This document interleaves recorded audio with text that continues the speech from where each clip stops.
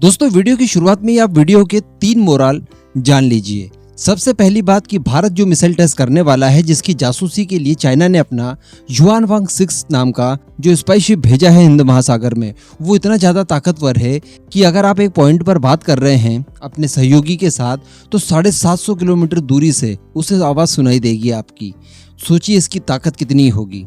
दूसरा मोरल ये है, बताया जा रहा है कि चाइना का एक स्पाई शिप नहीं बल्कि अगर इस तरह के 10 स्पाई शिप आकर खड़े हो जाते हैं, पूरी चाइनीज सेना आकर खड़ी हो जाती है हिंद महासागर में, उसके बावजूद भारत अपना ये मिसाइल टेस्ट नहीं टालने वाला है और ये मिसाइल का टेस्ट हर हाल में होकर रहेगा।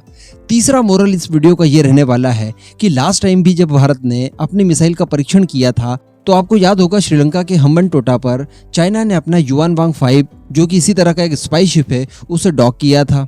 लेकिन सबसे बड़ी बात है कि उस समय हमने उसको मिलने वाले सारे सिग्नल्स को जैम कर दिया था। जी हाँ, वो जासूसी करने आया तो था लेकिन वो जासूसी नहीं कर पाया।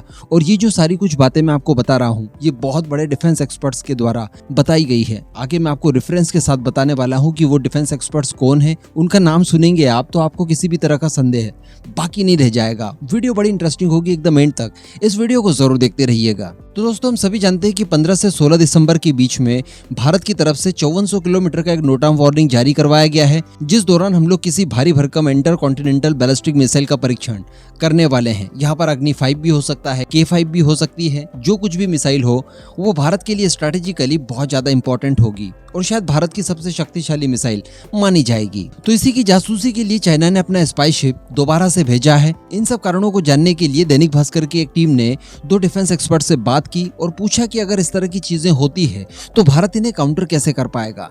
तो ये क्वेश्चन किए गए थे retired major general PK Sehgal साहब से, आप इन्हें जरूर जानते होंगे।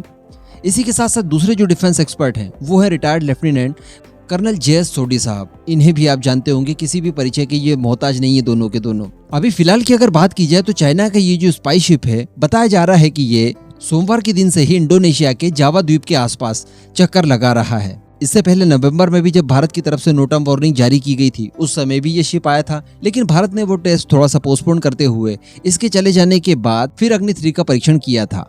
यहाँ पर JS सोडी साहब का ये मानना है कि चाइना के इस स्पाई शिप का भारत की मिसाइल टेस्टिंग पर कोई असर नहीं पड़ेगा और जो भारत मिसाइल टेस्ट करने जा रहा है अगले सप्ताह वो टेस्ट हर हाल में होगा। फिर चाहे चाइना अपनी पूरी की पूरी सेना लाकर खड़ी कर दे, उसके बावजूद भारत ये मिसाइल का टेस्ट जरूर करेगा। अब इसके बाद PK सहगल साहब का ये कहना है कि इसके पीछे चाइना का डर दिखाई दे रहा है, क्योंकि भारत की अग्नि 5 चाइना के लिए बहुत ज्यादा खतरनाक हो सकती है। इस वजह से चाइना इस मिसाइल की जासूसी करना चाहता है ताकि इसके बारे में जितनी हो सके उतनी जानकारी जुटाकर बाद में जरूरत पड़ने पर इस मिसाइल को काउंटर किया जा सके। अब यहाँ पर सोडी साहब ने आगे दावा किया है कि भारत ने इस चीनी जासूसी जहाज को पिछली बार जैम कर दिया था। इन्होंने कहा कि इंटरनेशनल वाटर में किसी भी तरह से समुद्री जहाजों को नहीं रोका जा सकता, वो बेरोक टोक इंटरनेशनल वाटर क्षेत्र में बड़ी आसानी से घूम सकते हैं। तो भारत भी इन शिप्स को रोक तो नहीं सकता जब तक कि वो हमारे एक्सक्लूसिव इकोनॉमिक जोन में न घुस जाए। लेकिन बताया जा रहा है कि भारत की तरफ से इस चीनी शिप के ऊपर पूरी नजर बनाए हुए है और इसकी सारी की सारी मूवमेंट को ट्रेस किया जा रहा है। जब ये पिछली बार श्रीलंका के हम्बनटोटा पर डॉक किया गया था उस समय बताया जा रहा है कि गल्फ इलेक्ट्रॉनिक सिग्नल से इसकी ट्रेसिंग सिस्टम को पूरी तरह से ब्लॉक कर दिया था।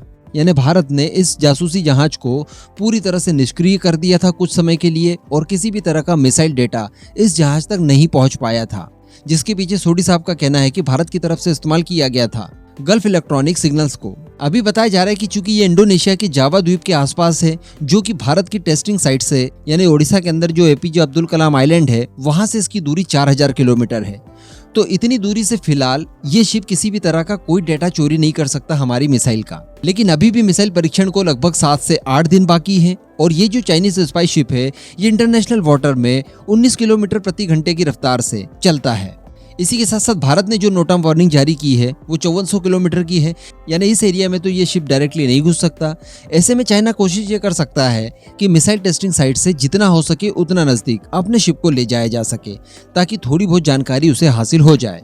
अब इस जासूसी जहाज की बात की जाए तो इसके जरिए किसी भी सैटेलाइट, रॉकेट या फिर मिसाइल के लॉन्चिंग ट्रैक को पूरी तरह से पता किया जा सकता है कि वो किस दिशा से आ रहा है और किस दिशा तक जाएगा।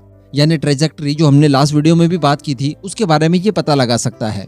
20,000 टन वजनी ये जहाज है। कुल 400 लोग इसमें आसानी से रहकर ट्रैवल कर सकते हैं और जो सबसे बड़ी बात है, इसकी कैचिंग पावर वो जबरदस्त है। बताया जा रहा है कि 750 किलोमीटर दूरी से भी ये हो रही बातचीत के ऊपर पूरी तरह से निगरानी रख सकता है। तो यहाँ पर कोशिश ये करनी होगी भारत को हर हाल में कि ये शिप जो है, हमारा नो फ्लाइंग जोन जहाँ पर खत्म होता है मिसाइल टेस्टिंग के लिए 5400 किलोमीटर का, उससे भी 750 किलोमीटर एटलीस्ट ये दूर रहे, तब जाकर हम लोग सुरक्षित तरीके से मिसाइल टेस्ट कर सकते हैं। इसके लिए जरूरी बताया जा रहा है कि भारत की तरफ से पेट्रोलिंग की जाए और चाइना को इस शिप को भी भारत की एक्टिविटी के बारे में पता चले कि भारतीय नौसेना इस शिप के पीछे लग चुकी है। उसके बाद ये जहाज जो है ये भारत की सीमा में ज्यादा अंदर आने की कोशिश नहीं करेगा और जहां पर इसको आज़ादी है, जो इंटरनेशनल वाटर क्षेत्र है, वहां पर ये घूम सकता है। लेकिन फिर भी कोशिश ये की जाए कि 750 किलोमीटर दूर ये कम से कम रहे हमारी मिसाइल टेस्टिंग से। तो कहने का मतलब हमारे पास कई सारे तरीके हैं इस शिप को पूरी तरह से निष्क्रिय कर देने के लिए। कुछ समय के लिए जब तक हम लोग मिसाइल टेस्ट नहीं कर लेते तब तक इसे जैम किया जा सकता है। ये काफी अच्छी बात है, इसे रोक तो नहीं सकते, ये भी तय है, क्योंकि इंटरनेशनल लॉज इस तरह के हैं कि जिसके चलते इसे फ्रीडम मिला हुआ है। इसी के साथ साथ मिसाइल टेस्ट को लेकर कई लोग शंकाएं जाहिर कर रहे थे कि शायद ये कैंसिल हो जाएगा, पोस्टपोन हो जाएगा, लेकिन ऐसा नहीं है। मिसाइल टेस्ट हर हाल में होगा, लेकिन थोड़ी सी सावधानी बरतनी होगी। इसके अतिरिक्त कोई घबराने वाली बात नहीं है। बाकी इस पूरे मुद्दे पर आपका जो भी मानना हो नीचे कमेंट करके जरूर बताइएगा।